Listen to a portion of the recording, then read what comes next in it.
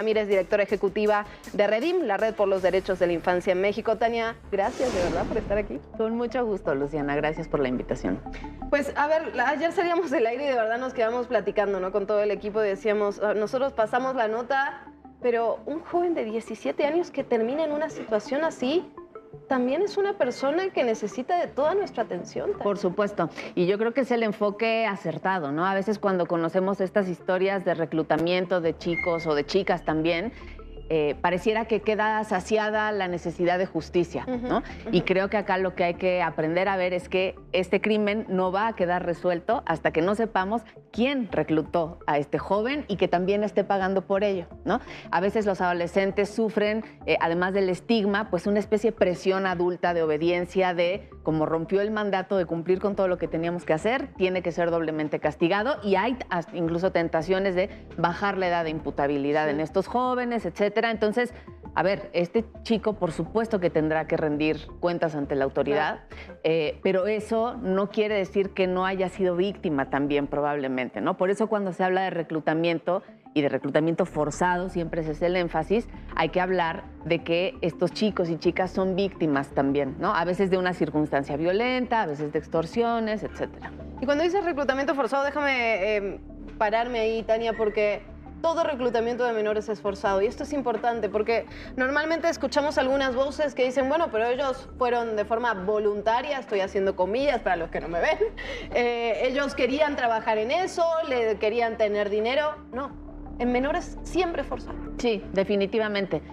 Incluso hay parámetros del Comité de los Derechos del Niño, que por cierto le recomendó a nuestro país el año pasado que tipificara el reclutamiento forzado con esa naturaleza de niñas, niños, adolescentes. Y estamos hablando de que es forzado porque incluso cuando, entre comillas, voluntariamente se adhieran a estos grupos, siempre hay una circunstancia previa de precriminalización o a veces incluso de marginalidad, de contacto con violencia, extorsión. Es decir, un niño o niña adolescente que tiene garantizado su derecho a la educación, a la salud, a la vivienda, a una vida libre de violencia, no termina voluntariamente adhiriéndose a esto, ¿no? Ni siquiera con todo y la narcocultura, etcétera, pero ahí también como sociedad tenemos que hacer una reflexión respecto de qué les estamos enseñando a chicas y chicos, ¿no? Les enseñamos que el poder rápido, el dinero, el ascenso social están ubicados únicamente en la criminalidad.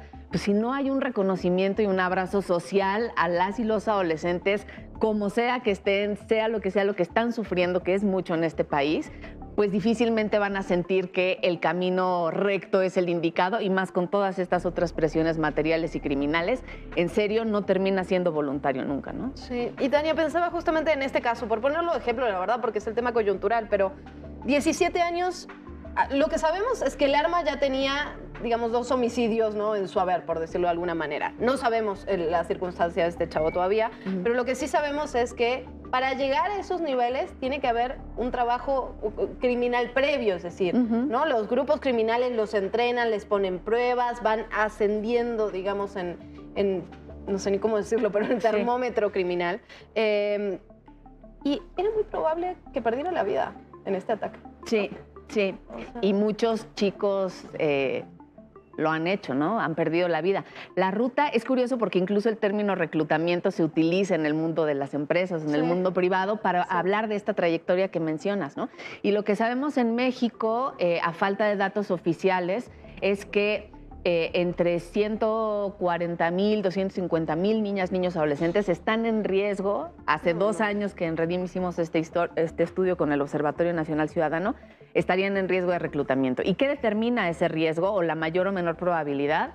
La presencia de crimen organizado en sus territorios, es decir, todo el territorio nacional en este momento, tener familiares que puedan estar también en contacto con la ley, algo que parece menor pero que no lo es. La vida violenta desde la infancia, o sea, chicos y chicas que dan su testimonio después de ser reclutados, fueron golpeados, el papá tenía abuso en el uso de alcohol o otras sustancias, y la violencia se había naturalizado. Cuando hablamos de que la violencia se normaliza, estamos hablando de esto, ¿no? De que después los chicos ven como un camino directo esto. Entonces, claro, el llamado que hacíamos ayer desde Redim va en el sentido de entender que esto tiene raíces ya muy profundas, que incluso están conectadas con otras problemáticas, como la desaparición de niñas, niños, adolescentes, como la trata de chicas y chicos también.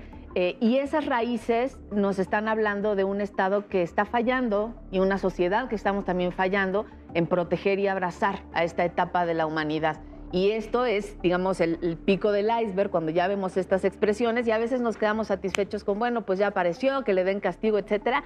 No, necesitamos avanzar hacia la tipificación del reclutamiento, necesitamos avanzar hacia políticas de prevención y, ojo, también hacia políticas de desvinculación y de reinserción, porque estos adolescentes tienen el derecho y la necesidad de reconstruir sus vidas, ¿no? También de ahí lo importante de no estigmatizarles, no viralizar en lo posible los contenidos sobre su nombre. También por eso hicimos un poco una crítica a la Fiscalía. O sea, se tiene que preservar en lo más posible su identidad para darle la oportunidad, porque todo ser humano lo tiene y de eso se tratan también los derechos humanos, de reconstituir su vida en el futuro. Y asumimos esa responsabilidad también como medios, la verdad. O sea, cuando sale la noticia, ponemos lo que pone la Fiscalía y cometemos errores, ¿no? Y hay que reconocerlos y hay que remendar. Me quedan 30 segunditos, Tania, pero no quiero dejar de preguntarte sobre el marco legal. Decías, el reclutamiento forzado no está tipificado en ningún lugar del país. ¿Por? ¿Verdad? Está tipificado en algunos estados, por ejemplo, en el estado de Hidalgo, pero como no está tipificado es reconociendo a niñas y niños como víctimas. Y ahí hay una falencia enorme, ¿no? Entonces, ojalá ahora que hay intentos legislativos y sabemos que hay atención para ello, vayamos hacia tipificarlo. Hoy por hoy está dentro de la ley de trata, es una de las prácticas, digamos, de la ley de trata, pero ayudará mucho a comprender y sobre todo a procesar judicialmente estos casos si se tipifica como lo recomendó el comité. Y además, hay que decirlo, se protege, por supuesto, sí, a esta infancia, a esta juventud, pero nos protegemos todos como sociedad. Digamos, si vamos al tema de raíz, no solamente estamos protegiendo a estos chavos que delinquen, sino también nos estamos protegiendo nosotros mismos, Tania. Por supuesto. De verdad es un placer siempre escucharte. Qué gusto que hayas estado con nosotros. Con mucho gusto también. Gracias, Luciana. Gracias, Tania. Nos vamos precisamente ahora hasta las calles.